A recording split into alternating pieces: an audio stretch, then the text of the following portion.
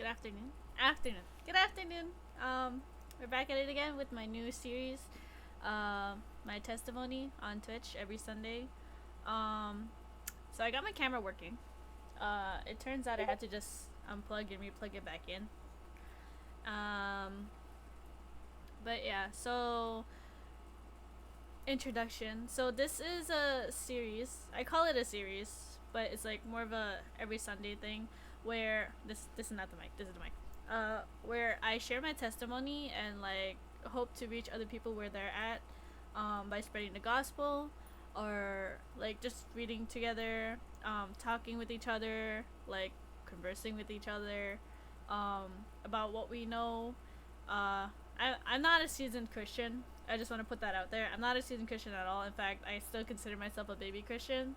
But I'm using this stream as a way to reach other people, to relate to other people, and hopefully learn more in how I can spread the word to people more boldly, more confidently, by being myself, basically, you know? Because obviously it's really hard to be yourself nowadays in this society. But, so that's what this whole series is about. I do it every Sunday after service because I go to church, you know. After service, I come, I share a little bit of what I learned, a lot of the stuff that goes on in my life, and I always start off with sharing my testimony. Like, obviously, it's a recap at this point because from my day one, I saved the recordings on my channel. I also have a YouTube channel, um, yeah, where I also put the recordings there just in case you miss something or you want to like go over it and whatnot. But yeah, so now I'm gonna share my testimony again, a recap of it. So I was born in a Catholic household, um, and Catholics tend to be like very religious, in terms of like following certain rituals and very strict in nature, I believe. But like I grew up in a Catholic household, and you know I was taken to church as a kid all the time, and you know like everybody else, as a kid you don't really understand why you're going, but you do it anyway because you're told to. Um, and you know, I felt like it didn't really bother me. I just felt like uh, it was just you know a Sunday where I got to hang out with my family or eat breakfast after service or before service, depending what time it was, and depending on which church we went to, because I moved a lot. And at some point, you know, my mom, my family, they just fell off, and you know that we stopped going to church. And then down the line, around middle school to like high school, I kind of just you know was going with the flow. You know, like I'm very, what's the word? I can't really think of the word, but like I just I'm all for everything, but at the same time for nothing. So at some point, I started like self-identifying myself as a spiritualist. Not the spiritualist you know of today, but like I consider myself a spiritualist in a sense where I believe that all of you guys have the right to believe in whatever you believe, but I'm not gonna have my own opinion type thing. Um, and you know, I had like my own internal struggles too. Like, um, I was struggling with like depression, anxiety, suicidal ideations, and all that stuff. I really lost my sense of self at some point, and you know, I was really like down, and I didn't know what to do, and I just wanted to end it all, you know. And no matter who I ended up like meeting back then, I was just like, you know, oh, you're nice to me, I'm gonna latch on to you because I need that hit of like kindness and love that I just never get to experience like on a daily basis, even if it's a type of love and kindness that isn't necessarily positive, like you know use each other to fulfill our needs type thing. Um and during all those times I noticed that there was always these weird coincidences, and I call them coincidences because to me it felt like it, because whenever I would like hit my lowest of lows, I would always like come across like a Bible verse, a little pamphlet, a little piece of paper. Nobody like, you know, personally stopped me like, hey, I'll tell you about Jesus. No, it just happened. Like it ended up in my hands, or it's out on the floor and I picked it up, or like it was in my backpack for some reason, and like you know it accumulated, um, and I just felt like it was like a sign of God telling me, hey, I'm still here, and you know, as somebody who came from like a Catholic family background, I still believed in God, you know, I still believe that there was like a higher power and all that stuff, and the fact that like he kept reassuring me like stuck with me. But obviously, as the days went on, it kind of like just fell behind everything else that was going on. And then I think it was like sometime in college, uh, maybe like the beginning of a third year, or something. Not really sure. I can't keep track of time anymore. But like, I met a group of people in a Discord after Discord hopping, and that's where I met my current boyfriend. He introduced me to, well, it wasn't technically him. It was technically a friend that I used to hang out with, because she would like invite me to her church, because during COVID everything was online, so I went to their services online. And because my boyfriend was really worried and scared that instead of becoming a Christian to form a relationship with God, he assumed that I would become a Christian for him, and eventually if we did break up, he would be like, oh, you're not gonna be Christian anymore, type thing. That was an unnecessary worry in my opinion. But eventually he started opening up. I started going to his church online. I even went in person, and I just realized I was so spiritually starved that it felt so nice learning more about like what a proper relationship with God looks like. And even then I saw it like through him, the way he carried himself, like the unconditional love, the patience that just made no sense, and all that stuff. It's just I'm like, I want to experience that for myself. I want to be that kind of person that I could shine a light like that to somebody else who needs it, you know? And I still thank God to this day that I met him when I did, because I was really, really like just about to like jump off that cliff, you know? And thanks to that, I was able to rekindle my relationship with God. It made me seek him out more, want to learn more about him. And it also helped me with the things I used to learn when I was a Catholic. Um, like, there's a lot of misconception with like the whole mistranslations and all that stuff, and like how things become like more of our interpretation rather than what the Bible is telling us and all that stuff. But like, again, always take stuff with a grain of salt, especially what I'm going to be saying, because I'm going to be sharing what I understand and what I experience and my interpretation, but I'm going to try to be as biblically accurate as I can throughout the series. But eventually I spoke to his pastor at their church when I was there in person, and I was like, trying to figure out a way how to tell her, hey, I want to be part of the church. But then again, how would that work, because like it'd be long distance type thing. And then she told me, hey, maybe you should go find a church near you. And I'm like, oh, that sounds like a great idea. I was a little slightly disappointed because I felt like, I wasn't really included. It's a whole complicated thing. But, I was like, yeah, sure, I'll do that. It makes sense. It'll be closer to me. I'll find like, my own church community that I can like connect with, that will help each other and hold each other accountable and all that stuff. And I'm like, yeah, sounds good. And then I ended up finding my church, which I'm so glad I did. I don't live too far from it. How I was able to find the church was I just Googled like Christian church near me. And obviously there's a whole process to it. Like, oh, do I personally agree with their mission statement and all that stuff? And does it really like follow like, the Bible, right? And then I found Grace Gospel Church, and I'm like, I'm gonna give it a try. I'm gonna go that Sunday. And then I went, and then I just felt like a whoosh. I don't know how else to explain it, but it was just like a whoosh.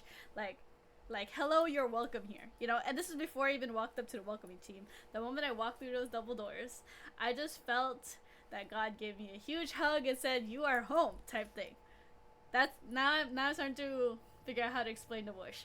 He's like, you are home. This is a community that you will belong, And I felt like overwhelmed. The greeting team greeted me. They gave me like a little pamphlet, like it looks like this. Obviously the cover changes and the date changes, but like it has like announcements and like general information and like event announcements as well, and all that stuff, and information in the back, and like a little note area to take notes. But like, they gave me that. They led me over to a seat. I was like still feeling overwhelmed, and then when the worship team started singing the worship songs, it wasn't the stuff I was used to in like Catholic churches. Like it wasn't hymns that you would like pick up and read like from like a book and whatnot. But I was just like, whoa, you know. And not even just that. The song that played is still stuck in my head to this day. It's called Egypt. Like the song that they played, the lyrics that like just hit me dead center in my soul. Like you know, I was just like, yes, yes, you know, and then the sermon after that and everything. And to this day, whenever I do like sit upstairs instead of like helping with the ministry downstairs or AV, um, whenever like it's my day on a Sunday to like just spend time with God and listen to His Word, it's always very directed, right? And I'm pretty sure other people feel the same way, but like I just feel like it's either conviction or it's an answer to a question I've been having for the past few weeks or even months, type thing.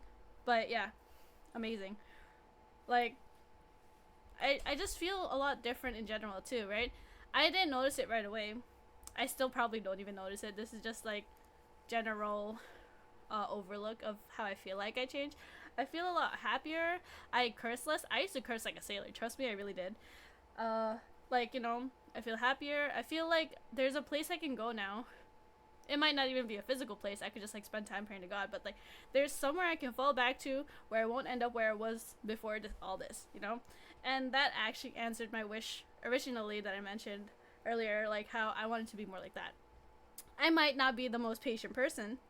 I might not be the most unconditionally loving, but it's a process and I'm walking towards that and I'm glad to do that, you know?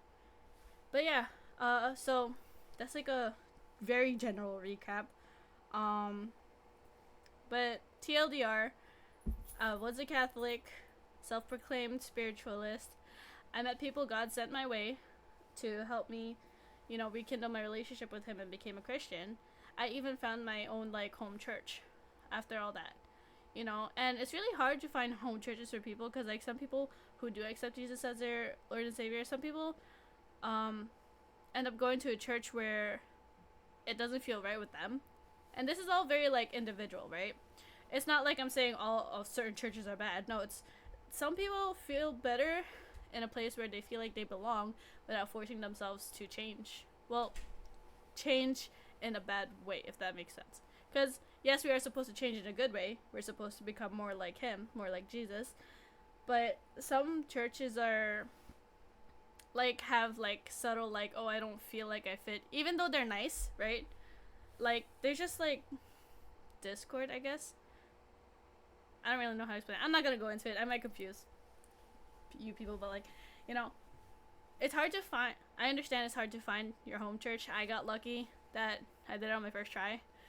But you know, there's different kinds of communities. Some people fit in better elsewhere, but we're all like gears in a cog that work together to, you know, help each other out, you know? It's like a whole picture that we're all just a part of, and we all have our own part to play. You know, you might not like the church you go to today because maybe there's a church out there looking for somebody like you, you know? And I'm not saying ditch your church. Obviously, it's like, you know, it takes work, and you also gotta like have proper discernment and understand. And if you really don't know the answer like to your questions, what I like to do is pray about it. A lot of people used to tell me pray about it, read the Bible. And at first I was just like, you know, that sounds so easy, but I don't know if I can. Then I started doing it, and I'm like, now I understand why they say it's easy to do, because eventually after like discipline and like doing it a lot, you'll find yourself more at peace, because everything God gives you, even trials and tribulations, there's peace at the end of it. You know, if it gives you like anxiety and other negative stuff, then that's obviously not from Him, you know. And there's also a different kind, right? Conviction doesn't necessarily mean anything negative. Conviction just helps you like rein you back in, if that makes sense, right? I get convicted all the time when I start like reverting back. I haven't been having the best week because I've been super exhausted, and you know, life just be lifing. That's what I like to tell people when they ask me how I've been and whatnot. But yeah, so that's a general recap and the introduction. Um, sorry, I need like my notes. All right, and my church has like a mission statement that I 100% like agree with. It's exalting Christ and pointing others to Him. That means like, you know, we glorify Him, or we try to, in everything that we do, be it what we say or like the actions we do, and eventually, hopefully, point others to Him to want to learn more about Him and to form a relationship with Him like we did. Did the recap. Okay, so today's Bible verse from this Bible app that I have, I keep mentioning it. You can get it on your phone. It's really super easy. It has a widget that shows you a Bible verse every single day. I use the NIV version because I feel like it's the easiest to read, but today's Bible verse is 1 Peter 5, verse 6. Yes. Humble yourselves, therefore, under God's mighty hand, that He may lift you up in due time. Humble yourselves, therefore, under God's mighty hand, that He may lift you up in due time. I'm not really sure what that means for me where I'm at right now, but I'm kind of getting pulled to the idea that, like, because I'm the type of person who I really don't want to admit it, but like in reality I do like attention. Like, I wouldn't say that, like, you know, I'd go out there and get attention, not 100% pick me, but like there is a bit of pick me in me, at least that's how I feel, because I feel like I like putting myself out there. I like always oversharing and all that stuff because I want somebody to know me, because in reality I feel like nobody knows me, obviously besides God. And, you know, it's just hard for me to relax, I guess. Also, I noticed that I'm like always in a rush and I'm trying to push for things to happen or things to go my way this, my way that, which I probably should stop doing. No, I should definitely stop doing, right? Again, work in progress. I'm a work in progress, right? And the verse saying like humble yourselves therefore under God's mighty hand, I feel like, you know, that things that we don't necessarily have control over, we should just let it go, right? My opinion. This is how I feel like the daily verse is talking to me, okay? Just gonna put that out there. Disclaimer, my opinion, right?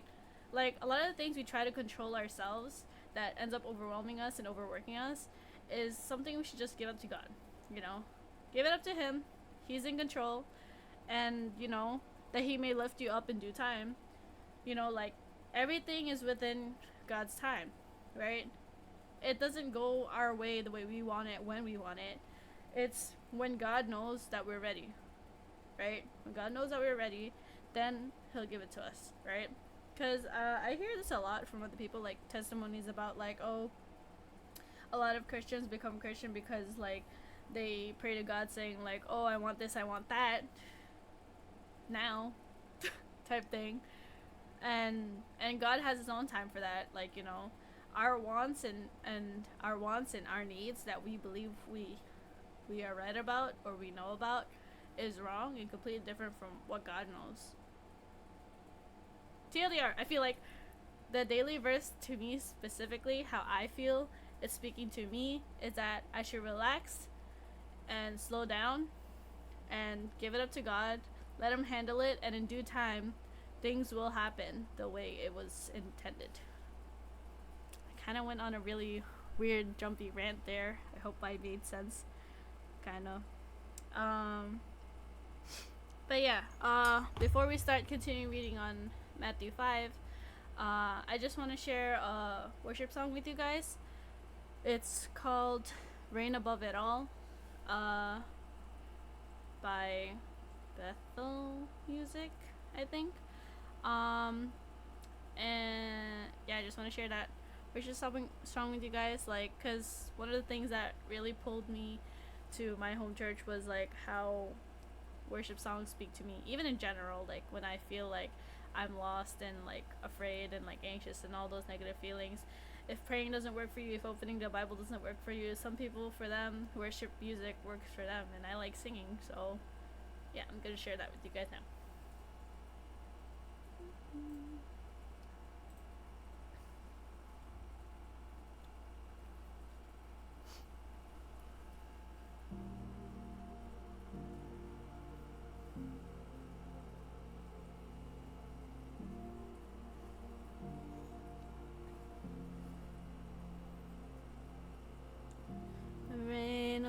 darkness now has ended, in the kingdom of light, in the kingdom of light. Forever under your dominion, you're the king of my life, you're the king of my life. You reign above it all, you reign above it all. Over the universe and over every heart, there is no higher name. Jesus, you reign above it all. On the cross the work was finished. God, you poured out your life just to give us new life. Now from the lips of the forgiven, hear an anthem arise, 'cause Jesus, you're alive. Oh, you reign above it all, you reign above it all.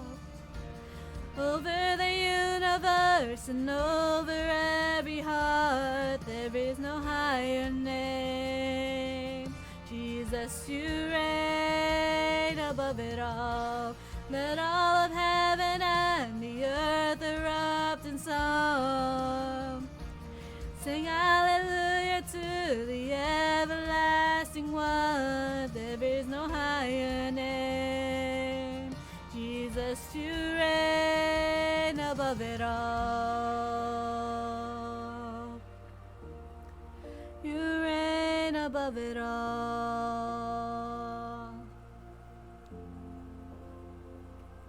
You sent the darkness running out of an empty grave, now seated alone in glory, enthroned on the highest praise.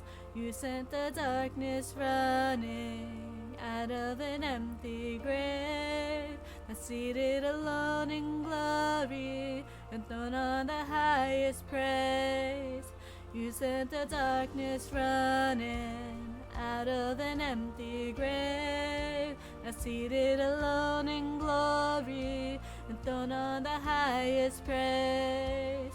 You sent the darkness running out of an empty grave, now seated alone in glory, enthroned on the highest praise. You sent the darkness running out of an empty grave, now seated alone in glory, enthroned on the highest praise. You sent the darkness running out of an empty grave, now seated alone in glory, enthroned on the highest praise. You reign above it all, you reign above it all. Over the universe and over every heart, there is no higher name.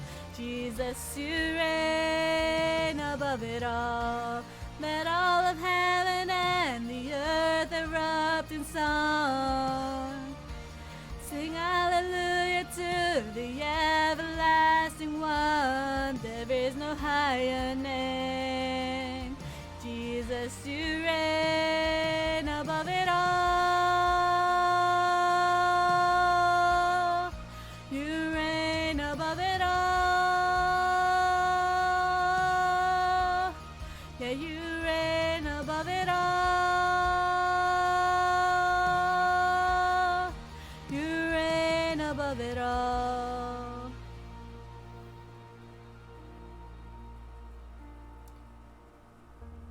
You reign above it all. You reign above it all. Oh, I think I messed up.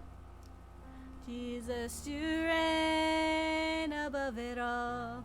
Let all of heaven and the earth erupt in song. Sing hallelujah to the everlasting one. There is no higher name. Jesus, you reign above it all.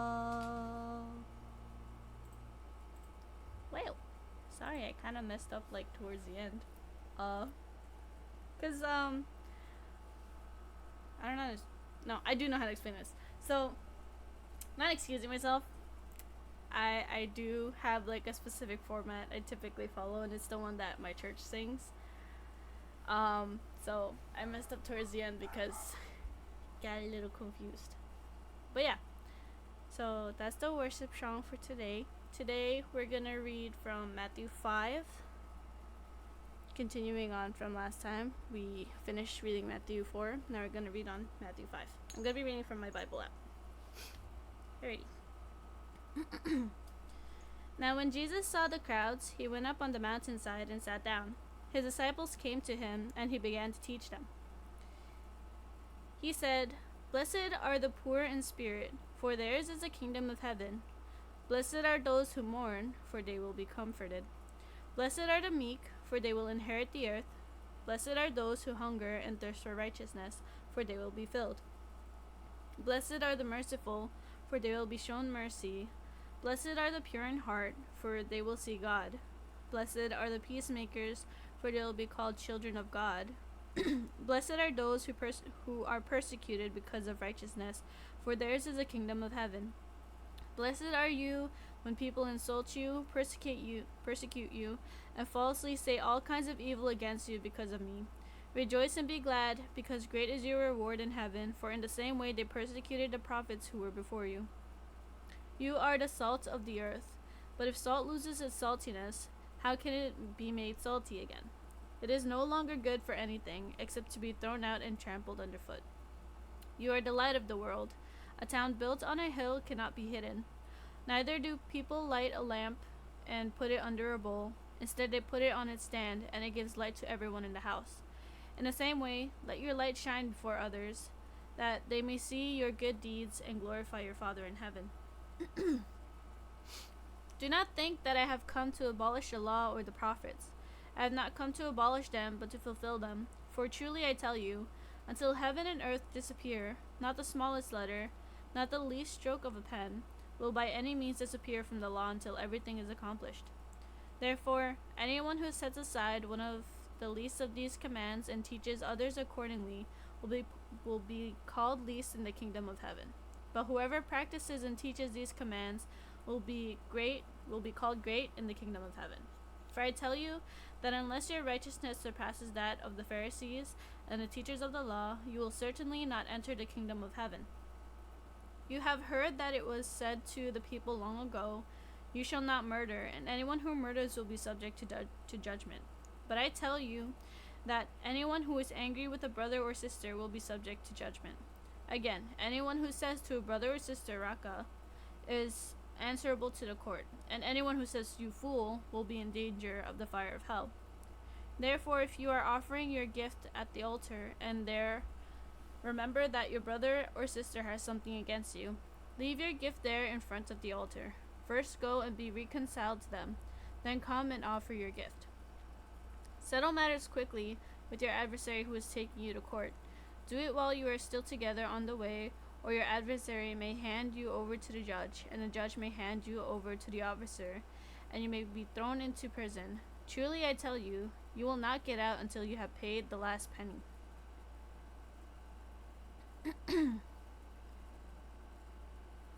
Verse 27. You have heard that it was said, "You shall not commit adultery." But I tell you that anyone who looks at a woman lustfully has already committed adultery with her in his heart. If your right eye causes you to stumble, gouge it out and throw it away. It is better for you to lose one part of your body than for your whole body to be thrown into hell. And if your right hand causes you to stumble, cut it off and throw it away. It is better for you to lose one part of your body than for your whole body to go to hell. By the way, Matthew 5 is a whole cluster of different sections of lessons that I'll be like talking through after going the whole general of Matthew 5. And in the Bible app, thankfully they do split it up into sections for you to understand which parts focuses on what, and I'll be going through that again slowly once I go through the whole thing. Verse 31. It has been said, anyone who divorces his wife must give her a certificate of divorce. But I tell you that anyone who divorces his wife, except for sexual immorality, makes her the victim of adultery, and anyone who marries a divorced woman commits adultery. Again, you have heard that it was said to the people long ago, do not break your do not break your oath, but fulfill to the Lord the vows you have made. But I tell you, do not swear an oath at all, either by heaven, for it is God's throne, or by the earth, for it is his footstool, or by Jerusalem, for it is the city of the great king. And do not swear by your head, for you cannot make even one hair white or black. All you need to say is simply yes or no. Anything beyond this comes from the evil one. You have heard that it was said, eye for an eye and tooth for tooth. But I tell you, do not resist an evil person.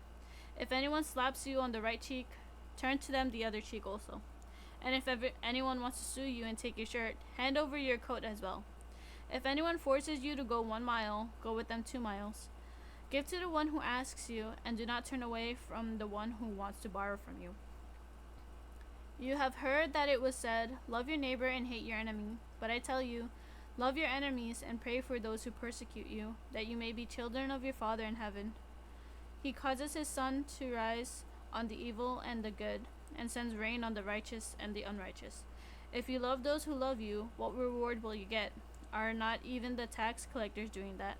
And if you greet only your own people, what are you doing more than others? Do not even pagans do that? Be perfect, therefore, as your heavenly Father is perfect. Okay. So, that's like a whole lot of cluster of different lessons to go through. And I'm going to try my best to walk you through them one by one. So, I'm going to go over the Beatitudes last because that one's like a whole lot to break down. I had like a separate tab for it on my browser, if you noticed when I was singing the worship song. And I'll probably look for something to explain salt and light too, because I'm not very well versed in understanding that one either. Matthew 5, salt and light.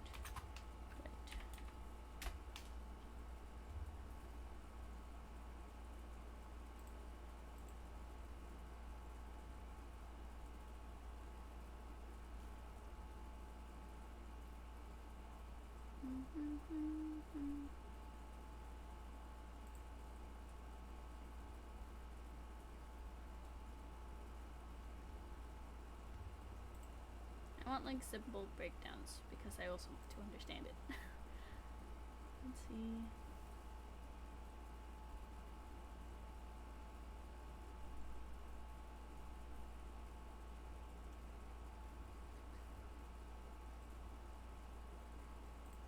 Alright, so I got that.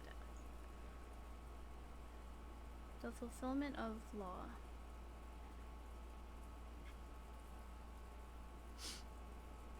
So, the section, the fulfillment of law, which is Matthew 5, verse 17 through 20. Let's read that again. Do not think that I have come to abolish the law or the prophets. I have not come to abolish them, but to fulfill them. For truly I tell you, until heaven and earth disappear, not the smallest letter, not the least stroke of a pen will by any means disappear from the law until everything is accomplished. Therefore, anyone who sets aside one of the least of these commands and teaches others accordingly will be called least in the kingdom of heaven. But whoever practices and teaches these commands will be called great in the kingdom of heaven. For I tell you that unless your righteousness surpasses that of the Pharisees and the teachers of the law, you will certainly not enter the kingdom of heaven. And then it breaks down to different sections. So, one of the sections is murder, and it'll talk about what that means from verse 21 through 26, right? So, verse 21, you have heard that it was said to the people long ago, you shall not murder, and anyone who murders will be subject to judgment. But I tell you that anyone who is angry with a brother or sister will be subject to judgment. So, what I understood from verse 21 through 22 is, in the 10 Commandments, it talks about that you shall not commit murder, right? And that, there's that, direct one, like direct physical act of it, but it talks about how being angry is also another form of murder, right? I don't want to say just angry. Okay, now I'm gonna start talking about like my take on it, right? Well, not my take, what I understand, right? It's not just being angry. It's about holding a grudge, a resentment so bad against this person that it prevents you from keeping a relationship with them, if that makes sense. Like you murdered them in your heart, and that is the same thing as physically murdering them. Right? That's how I understood that. Right? So it continues on from verse 23. Oh, by the way, by judgment, they mean like, you are going to hell. Because it's still considered murder. You'll be judged for the act of murder. Right? So continuing on with the murder section, verse 23. Therefore, if you are offering your gift at the altar and there remember that your brother or sister has something against you, that's holding a grudge, leave your gift there in front of the altar. First go and be reconciled to them, then come and offer your gift. So, if you hold a grudge, again, back to my interpretation, right? Back to my interpretation. If you go and hold a grudge against somebody, and it doesn't have to be like a family, sibling, brother and sister, it's just like your brother and sister in Christ, like just any person in general. If you hold a grudge against somebody, you have to reconcile with them before you present your case to, God during Judgment Day. Reconcile with them. Verse 25. Settle matters quickly with your adversary who is taking you to court. Do it while you are still together on the way, or your adversary may hand you over to the judge, and the judge may hand you over to the officer, and you may be thrown into prison. Truly I tell you, you will not get out until you have paid the last penny. So, basically, if you're holding a grudge or resentments against somebody, you should try to, what's that phrase? Nip it in the bud type thing? Reconcile with them, right? You don't need to pretend. You don't need to, like superficially forgive them. You need to forgive them and in your heart know that you forgave them. But if they hurt you so bad, it doesn't mean you have to force yourself to hang out with them. Just be at peace with them, if that makes sense. Like, let go of that grudge. I know it's hard to understand. I also have that problem where this is gonna get a little personal, but me personally, I feel like I hold a grudge against a whole lot of my family members, and to the point where it still festers a wound in my heart, right? That's how I know I still hold a grudge and have resentment. That's how I know I didn't reconcile with them. And as a human being, as somebody who's living in my flesh on earth, it's really hard to forgive somebody who's done so much to you, especially when they're not trying to change anything. And, again, my personal opinion, you don't have to force them to change because you really can't, right? The most you can do is reconcile with them in a way where you feel no longer heavy in your heart about them, that you can accept that this is where you guys are, and that, you can't really hate them for that. You can't really hold a grudge or resent them anymore because of that, Just come to an understanding with each other? Question mark? I don't know. Reconciling is one of the hardest things for me to do because even though I tell myself, I already forgave them, the fact that it's in the back of my mind, I'm still mad at you, is like, that's holding a grudge, Again, I'm working through that, but that's another type of murder. It's not murder physically, it's murder like, like in your heart, I guess, if that makes sense. I don't know if that makes sense at all, but there's different types of murder. Okay. Next section. Adultery. So adultery is explained in verses 27 through 30, right? So verse 27, you have heard that it was said, you shall not commit adultery. Again, back to referencing to the Ten Commandments.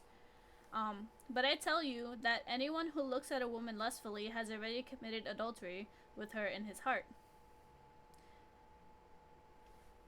Okay, I'm gonna explain verse 28, right? Obviously, like, It's not just men towards women, it's also women towards men. Lust is one of the hardest, like, of the seven deadly sins to fight against. So instead of like, I guess like confronting it, that's the one that you should be running away from, right? And it'll explain how in the next few verses, but verse 28 basically says you don't need to physically cheat on your partner to commit adultery. Committing adultery is even bothering to look their way, like another person's way, in a way that you would like end up lusting for them. Like, you might not say it out loud, you might not even think it out loud, but it's in your heart that you did. Therefore, you did commit the adultery, right? And this is funny because I keep using this against my boyfriend. Like, I'm a very jealous person. I tell him a lot, like, oh, you looked at her, you're gonna cheat on me, or like all that stuff. I shouldn't be doing that, but like, I also personally experience that too. And not towards actual people, because I'm very picky when it comes to who I'm attracted to. I get attracted to, like, fictional characters, like anime characters, characters from games. And, it might be weird, but like just having the thought, like, oh, I'm like attracted, is in a way committing adultery, if that makes sense. I'm just using like my real life problems as a way to relate to like what it means, right? I don't know if I'm making any sense, but it's like saying you don't have to commit the act physically to commit adultery. Just having that thought in your heart is in itself adultery. If that makes sense. I don't know. There's like a whole explanation about it. This is my best way of explaining it. Um, so the way to go about it, right, continues on from verse 29 to 30. If your right eye causes you to stumble, gouge it out and throw it away. It is better for you to lose one part of your body than for your whole body to be thrown into hell. And if your right hand causes you to stumble, cut it off and throw it away. It is better for you to lose one part of your body than for your whole body to go to hell. Okay, a lot of people tend to take this literally. You don't gouge out your eye or cut off your hand, right? Let me put it in a sense that isn't about like relationships, or well, it technically is still. So you know how like there's a thing called idols, not like idol K-pop stars and whatnot. I'm talking about like idols where it pulls away, um, it pulls us away from God, right? For example, I I one of my idols is video gaming, and it's only an idol because I do it so much that I take my relationship with God for granted sometimes, right? So in a way, to be able to gouge out that eye or cut off that hand, right, I will take a break from it, put it away, take a break from it for a while, and what's the word, reset or something.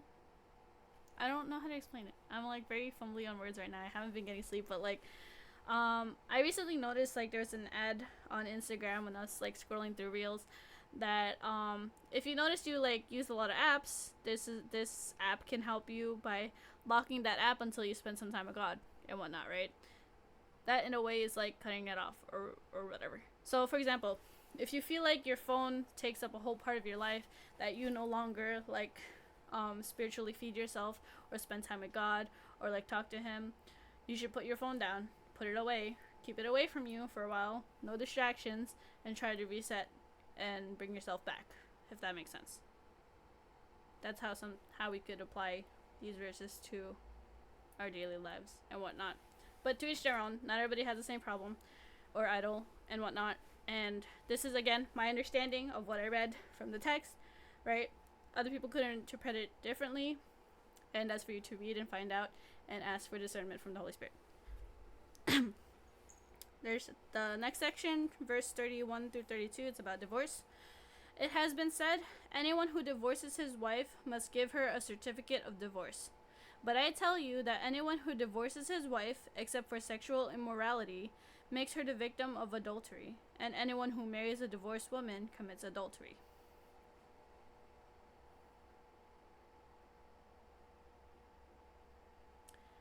I'm not really sure how to explain this one.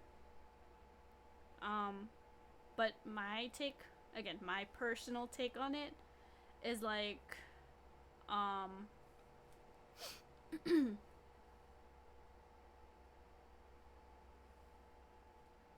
but I tell you that anyone who divorces his wife, except for sexual immorality, makes her the victim of adultery.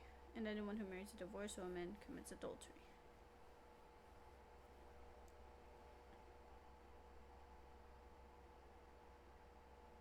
I guess it's more like divorce shouldn't even be a thing, if that makes sense. Like,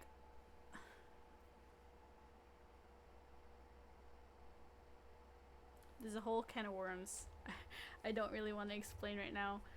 But I know a lot of the times people divorce because of hurt they experience and all that stuff, or because the marriage was too premature, or like they didn't really know the person, or cheating is involved. Now that's adultery straight up. But like, what I was taught in general, like to have a relationship that will last and that will be glorifying to God, is like having God in the middle of that relationship. There's a whole theory, you guys should look it up. It's about the rope theory on what a relationship looks like with and without God. I don't really know exactly how to search it up, but I would probably look up like rope theory, married relationship life with God, something along those lines in Google, and you'll find the video I'm talking about. But this guy explains it really well. It shows how strong a relationship can be with God in the center of it. Sorry, my voice cracked, but yeah. So, okay, this is one of my favorite sections because I honestly deal with this a lot, at least for me personally. So this section is called oaths. It's verse 33 through 37. Okay, verse 33. Again, you have heard that it was said to people long ago, do not break your oath, but fulfill to the Lord the vows you have made. But I tell you, do not swear an oath at all, either by heaven, for it is God's throne, or by the earth, for it is his footstool, or by Jerusalem, for it is the city of the great king. And do not swear by your head, for you cannot make even one hair white or black. All you need to say is simply yes or no. Anything beyond this comes from the evil one. So I feel like, again, my take. I personally feel like this talks about like how we tend to make promises a lot, right? Like, oh, I promise, or I swear to God, or like I swear this, I swear that, I swear this, I swear that, right? For Christians, we shouldn't be doing that at all, because if you can't hold yourself accountable for a promise you made that you can't fulfill, then that's like lying, right? It might not sound like a big deal. Oh, bro, lying, big whoop. No, it is a big deal, because you swore something that you would like commit to it and fulfill that promise. You know, it's kind of, I don't really know how to explain it, but that's the best way I can explain it, right? You shouldn't be making promises at all. I tend to do it as a, what do you call it, a habit, where I'm like, oh, I promise, or like, oh, I swear. I really shouldn't be doing that, because like at the end of the day I'll be held accountable for like not fulfilling promises if they don't happen, you know?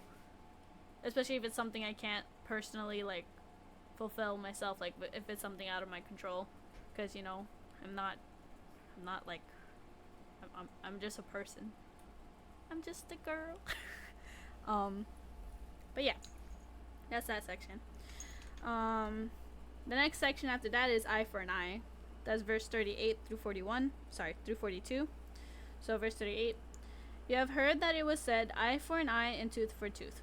But I tell you, do not resist an evil person. If anyone slaps you on the right cheek, turn to them the other cheek also.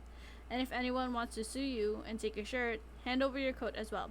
If anyone forces you to go 1 mile, go with them 2 miles. Give to the one who asks you, and do not turn away from the one who wants to borrow from you. This was very straightforward, you know? The whole eye for an eye thing, that's like revenge and like, you know, escalating the problem. I personally suffer from doing that a lot. Like, you know, typically, you know, like the phrase of like, oh, like somebody wronged you, give it to them 10 times over. No, what we should be doing, right? My explanation, my words. What we should be doing is instead of giving like 10 times over of like the negative what they did to me type thing, you should be giving to them love, like goodness, if that makes sense. Like, for example, um, how do I even begin to explain this? I don't have like a personal reference, I don't think, so I'm gonna try to come up with one. But like, if somebody wrongs you, like for example, they broke something, intentionally, obviously. Instead of like getting upset at them for it, you should probably give them the same or the similar item, like obviously fixed, and give it to them as a whole, if that makes sense. I'm really bad at like trying to explain this, or at least my understanding of it, but like in simple terms, turn the other cheek, right? Don't fight back, you know? Take it and pray for them, right? Because a lot of the times, if somebody does something bad to you, there's got to be an underlying reason for it, right? A lot of the times people in my church have the saying like, hate the sin, not the sinner, right? Because at the end of the day, everybody needs to be saved. Everybody has their own problems. Unfortunately, some people end up at the brunt of other people's problems. But like, yeah, I think that's the best way I can explain that section. I'm not really good at that. But reference to what I said earlier, you should read it, try to understand it, or find somebody who can explain it better. Just trying to go through the sections. I'm sorry. The final section is like love for your enemies. That goes from verse 43 till the end of the chapter book, which is chapter, yeah. Verse 43 to 48. You have heard that it was said, love your neighbor and hate your enemy. But I tell you, love your enemies and pray for those who persecute you, that you may be children of your Father in heaven. He causes his sun to rise on the evil and the good, and sends rain on the righteous and the unrighteous. If you love those who love you, what reward will you get? Are not even the tax collectors doing that? And if you greet only your own people, what are you doing more than others? Do not even pagans do that? Be perfect, therefore, as your heavenly Father is perfect. My understanding of this one is that at the end of the day, we're all cut from the same cloth, and we all need saving, right? We can't just gatekeep, like, we can't gatekeep redemption, right? We can't, like, cut people off because they don't match our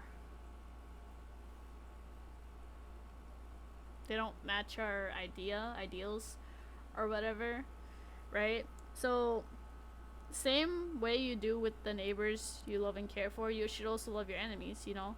Pray for them that they may be saved as well, you know?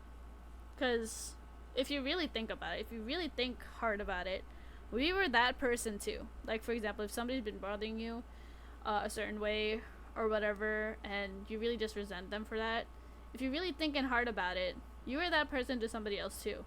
But that person probably forgave you and, like, you know, and still showed love and care for you and prayed for you and all that stuff for you to be where you are now. That's the best way I can explain that. I'm really bad at loving my enemies. At least I know for a fact I'm not really 100% biased. I can be, but I'm not 100%, right? I don't cut people off because they don't fit. I cut people off because I feel like they're doing more damage than good. Shouldn't be doing that. I should probably be more patient and loving and whatnot and pray for them. But, you know, sometimes it's just really hard, especially when a lot of personalities crash. We're all unique in our own way and whatnot. And I'm learning to be more like Jesus. We're not perfect like him, but we can try our best to be, right? So I'm gonna scroll back all the way up to the beginning of the chapter. So I said I wanted to put this aside, the Beatitudes. I feel like it's really important to learn about. Let's see. Will I share the screen? Yes, perfect. Okay, so the Beatitudes. Jesus, our master teacher, once gave a sermon on the Mount of Olives, famously called the Sermon on the Mount. It's where he revealed the higher law of love and taught the Beatitudes, spiritual characteristics we can aspire to even today. I have this video I found. It's 49 seconds, it says.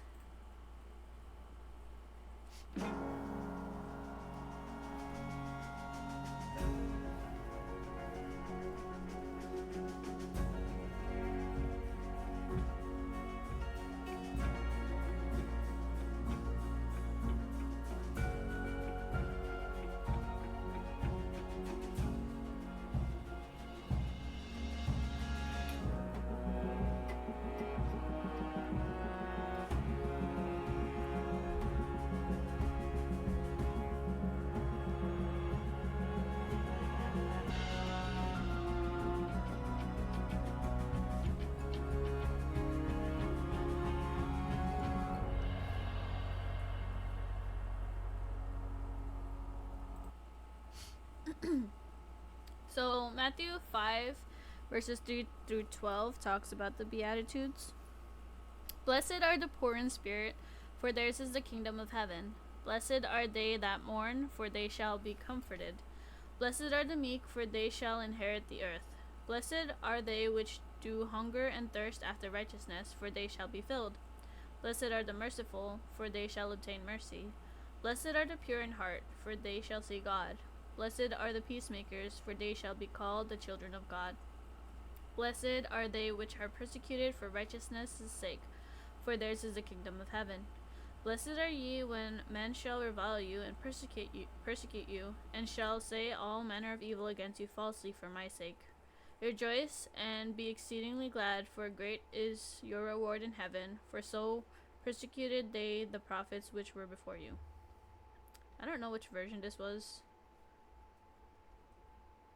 Wait, yeah. This helps us understand the Beatitudes. It's like flashcards. Blessed are the poor in spirit, for theirs is the kingdom of heaven. Matthew 5:3, right? To be poor in spirit is to be humble and teachable. Jesus wants us always to humbly acknowledge our need for him. Blessed are the meek, for they shall inherit the earth. To be meek is to be gentle, kind, patient, and tolerant, not proud, boastful, or conceited. The Savior showed his meekness by being willing to submit to the will of God, even in a moment of extreme agony. He said to God, "Nevertheless, not my will, but thine be done." Luke 22:42. Blessed are the merciful, for they shall obtain mercy. Jesus Christ was the perfect example of showing forgiveness and mercy. Even when he was suffering on the cross, he said, "Father, forgive them, for they know not what they do." Luke 23:34. Since we all need mercy, we must all show mercy. By the way, at the bottom here, not sure if you can see it very well. This is the which beatitude is being explained from what we read. So this one was explaining verse 7.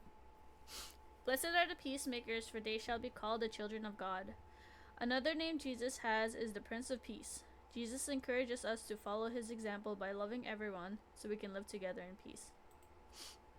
Blessed are they that mourn, for they shall be comforted. We will face challenges and problems that will test us.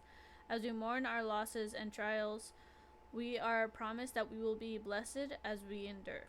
God will send his Holy Spirit to comfort us in times of need. I really love these flashcards. They're explaining it really well. Way better than I would. Blessed are they which do hunger and thirst after righteousness. We can come closer to God as we try to follow his teachings and learn more about him. The more knowledge we seek, the more he'll bless us with. Blessed are the pure in heart, for they shall see God. God will make himself known unto us if we are pure in heart. If we earnestly strive to be like God, our motives and actions will be honorable and our hearts will be pure.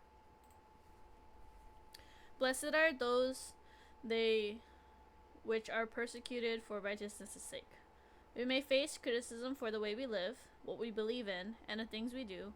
Proudly stand up for the principles of God, and he will bless you. I hope those help to explain the Beatitudes. Very brief, but I feel like it was a good explanation of it. All right, and now, um, the salt and light one I mentioned earlier before I went through the sections of the fulfillment of the law, but salt and light is another very important concept that's mentioned in the Bible, and I had to look for another explanation for it. This is from Matthew 5 verses 13 through 16, and hopefully this website I found will explain it better than I ever could. Okay, so and so just explaining salt. In Matthew 5:13, you are the salt of the earth, but if the salt loses its saltiness, how can it be made salty again? It is no longer good for anything except to be thrown out and trampled underfoot. So the explanation for this is because of its preservative powers, its necessity for life, and its ability to give flavor, salt had religious and sacrificial significance. Reference to Leviticus 2:13. To eat salt with someone meant to be bounded together in loyalty. As the salt of the earth, Christians are preservers of God's covenant and give true flavor to the world. And this explains the preservative and the flavor, right? So in ancient times, salt was used primarily as a preservative to prevent decay. Similarly, Christians are called to prevent moral decay and preserve goodness in society.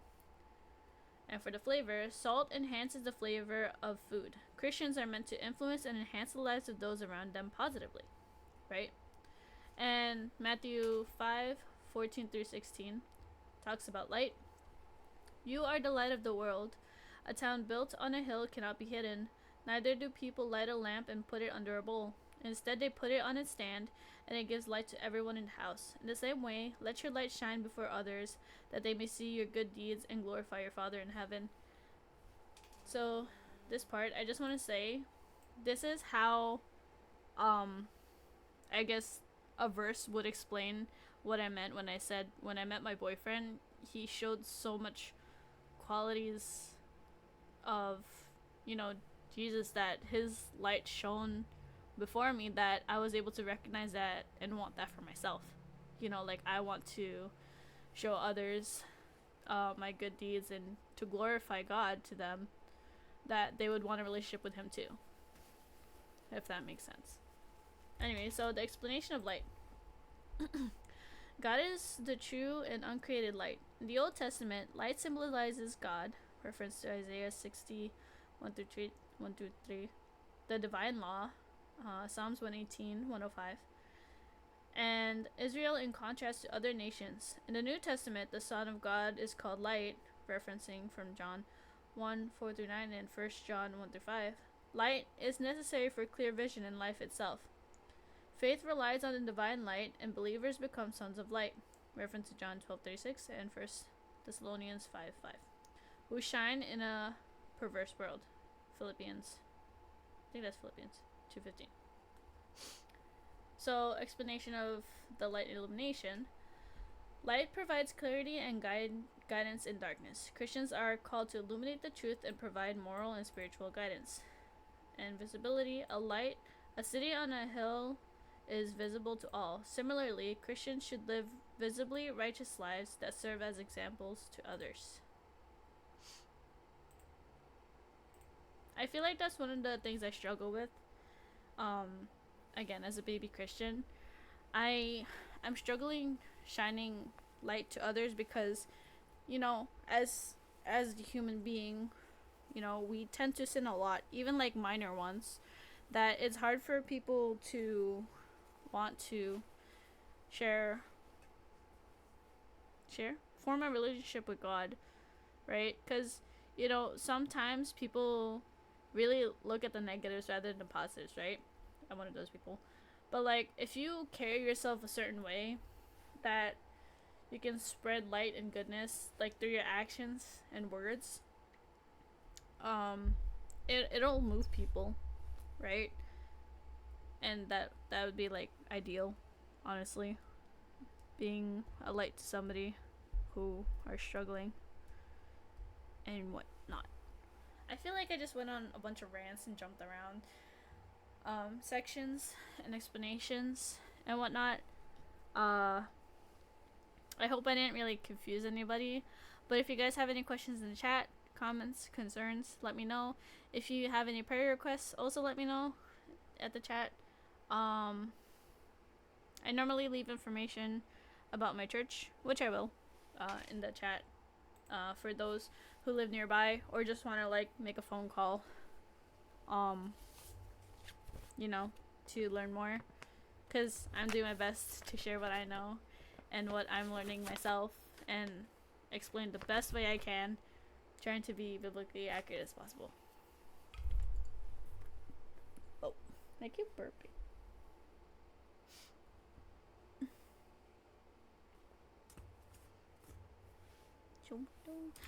My church is called Grace Gospel. It's in Patchogue.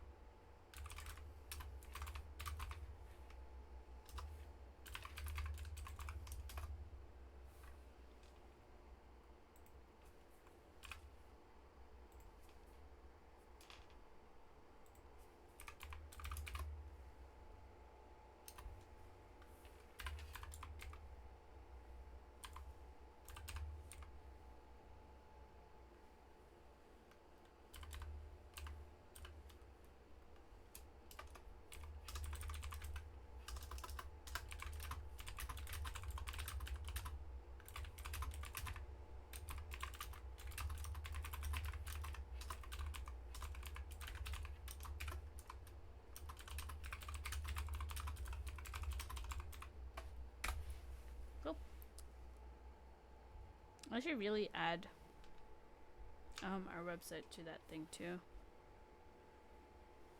Pretty sure it's just Grace Gospel.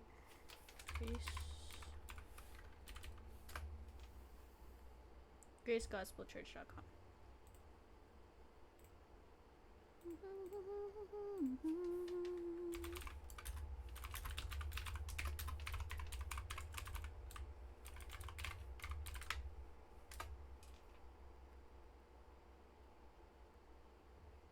I spelled that wrong.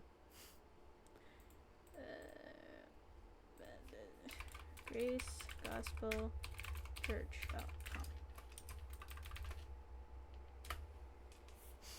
How do I remove that message?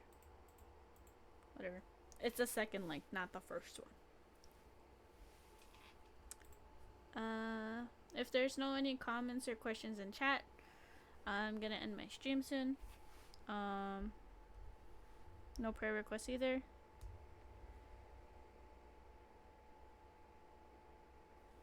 But yeah. Thanks for tuning in. Or just listening. Really appreciate it. Hopefully I touched somebody's heart today. You know, and